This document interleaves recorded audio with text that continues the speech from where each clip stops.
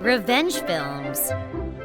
My name is Nancy. I live with my husband Jonathan and his parents at his family's home. When we first got married and decided that he would be living with them over there, it wasn't particularly any problems, and I got along well with my in-laws. However, 1 year ago, we decided that they would be ones moving into our new house, and that was when my mother-in-law started harassing me.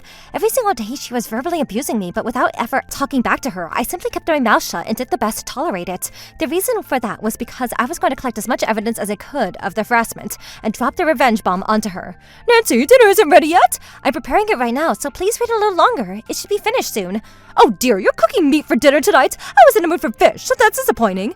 "I'm sorry about that. I didn't know." "You know what? It's decided. Tonight we're gonna eat out for dinner then." "What? But I've already cooked dinner for all of us tonight." "Well, I'm not in the mood for it. Looks like it doesn't taste very good anyway. If you have leftovers, then you could just throw it all away. There's nothing I'm gonna eat that looks disgusting."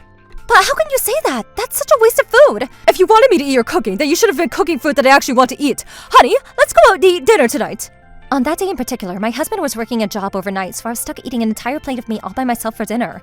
I didn't want to waste the food. The next day, when my husband came home, I spoke to my husband about what happened, and Jonathan was furious. Even though it was in the middle of the night, he began lecturing his mother. "I'm ashamed that you're the type of mother that would harass her own daughter-in-law. Go and apologize to Nancy right now!" "I never harassed Nancy. What are you talking about? I'm definitely not going to apologize for anything." If that's your response, then get out! Out of my house, right now! Despite the fact that it was in the middle of the night, my husband kicked his mother out of the house, but his father panicked and chased after her and let her back into the home. After being lectured by her son, I thought her harassment would subside just a little bit, but I was wrong. After that, my mother-in-law didn't calm down. Instead, her harassment towards me only escalated. She started pulling really awful pranks on me as well. And even though my father-in-law was there the entire time and saw how much I was suffering, he never once tried to scold his wife for it. That was when I knew for a fact the reason why my mother-in-law had such a bad personality was partially due for the fact that her husband constantly spoiled her. But then, when I was sitting on the couch, very clearly exhausted from my mother-in-law's continued harassment, he came over to me and nonchalantly said, "Sorry about my wife." He didn't seem genuine at all, and it irritated me. That was when I decided to tell my father-in-law about all the evidence I had collected so far of his wife's harassment towards me. Would you like to know the reason why I've been able to tolerate it? That's because I've been collecting evidence of the harassment towards me. The more settlement fee that I can receive from you when I get a divorce. When I said that, my father-in-law was frozen in his tracks. His wife must have overheard the conversation because she immediately ran over and started screaming at me. "So that means you only married Jonathan because you were after his money? You worthless piece of garbage!" "Don't worry, I'm recording this conversation as well." I pulled out my phone with a smile. And that was when my father-in-law dragged his wife away from me and locked the door into her bedroom. And then he apologized over and over and begged me to... "Please, give me that recording."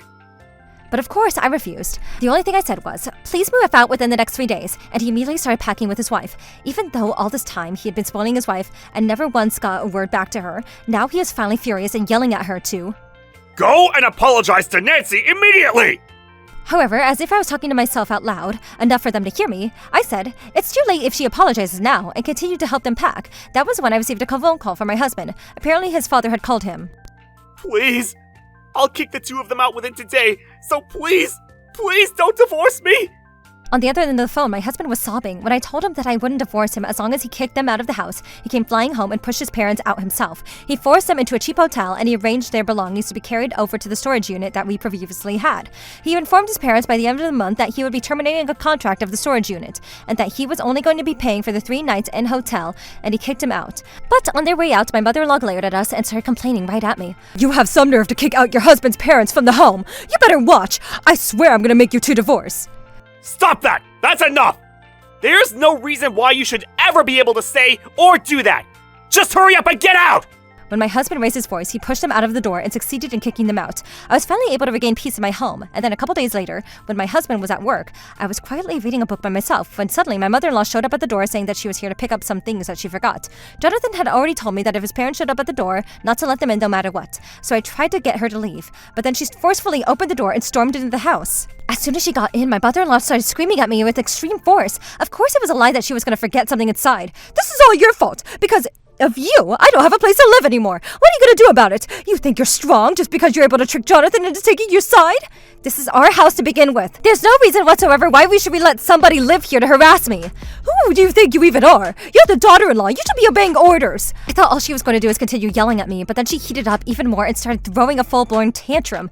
And then she started destroying the room. The brand new HD TV that we just bought, a refrigerator, she flipped them over and started tearing apart the living room. "Stop, please! Please leave!" Shut up! This is what you get for kicking me out! I'm gonna make this stupid house unlivable for you! Stop it, please! Ah! My mother-in-law wasn't listening, so I tried to step in and physically try to stop her as she continued to destroy the household appliances. But then, I cut my arm and was injured. That was right when my husband came back home from work. Mom? Oh, Nancy, you're injured! What the hell do you think you're doing? Come here! Jonathan, let me go! This is all her fault! I didn't do anything wrong! Do you enjoy hurting the elderly? That's enough already! Nancy, call the police right now! Alright. Police? What do you think you're doing? Let go of me! Fine, I get it. I'll leave. Just let me go! Obviously, there's no way we're letting you go anywhere! You better not think you can just walk out of here after what you've done to my wife and to our house! My husband held his mother down, handed her straight over to the police that came running in. My arm didn't stop bleeding, so as soon as my mother-in-law was taken by the police, we rushed to the hospital, and it turned out that my injury was deep and I needed to get stitches. My husband was furious, so furious that he decided to sue his mother and collect a settlement fee for all the medical expenses as well as the damages to the house. When my father-in-law found out about that, he ran over to apologize, but as usual, we didn't sense a drop of regret in his pathetic apology. Hey, looks like your mother did something a little crazy. Sorry about that. I'll be sure to scold her for it too, so please, just let it go this time. Are you kidding me? You seriously think that you could just blow it off like that? She even hurt Nancy! But still, that's no reason to sue your own mother. I'm sure your mother feels terrible about what she's done, so please forgive her.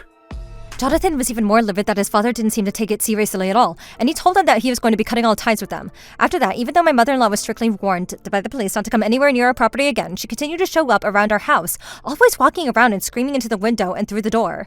Even when I was inside the house, she would be yelling so loud that I could hear her horrible words inside, that I wasn't able to relax at home. Because she had already been warned by the police, they told us that they wanted us to call them immediately if anything were to happen again. So I decided to call the local precinct and explain the situation to them. As a result of that, the police started watching over our house around the clock. My mother-in-law ended up in the hands of the police multiple occasions, but my father-in-law would have to pick up the phone, answer the police, and go pick her up from the station many times, always having to apologize for his wife's bad behavior. Every single time that would happen, he would be scolded by the police that even his mental state started to decline. Even though they adjusted to moving into the new place, rumors started to spread that they were always in and out of the police station, and my father-in-law started to suffer from insomnia. And then, because he wasn't getting any sleep and was so mentally and physically exhausted, one day he fell over at home and unfortunately he was hit in a bad place and was left paralyzed. Yet despite all of that, my mother-in-law went right back to her old ways and started coming back to our house. So even though my father-in-law was hospitalized, he was receiving phone calls from the police. My father-in-law was no longer able to take it anymore, and at the end of this rehabilitation, he was finally able to walk. He took his wife and they moved far from the city. After that, the two of them never showed their faces in front of us ever again. Now that they were stuck living far deep into the mountains where nobody else was around, my mother-in-law was the only one who could take care of her husband, and I heard that she's been exhausted from doing all the nursing that she has to do. On the other hand, I was finally able to enjoy my time with my husband, and I could finally say that peace had returned to our family. I never wanted to have to go through that ever again, so I truly am glad that my in-laws moved far out of the mountains. I'm so grateful that my husband, who protected me all the way from his mother's harassment, and from now on and forever, I want to treasure my husband and enjoy our lives together. How was today's video? If you enjoyed it, please subscribe, like, and leave a comment. Stay tuned for more.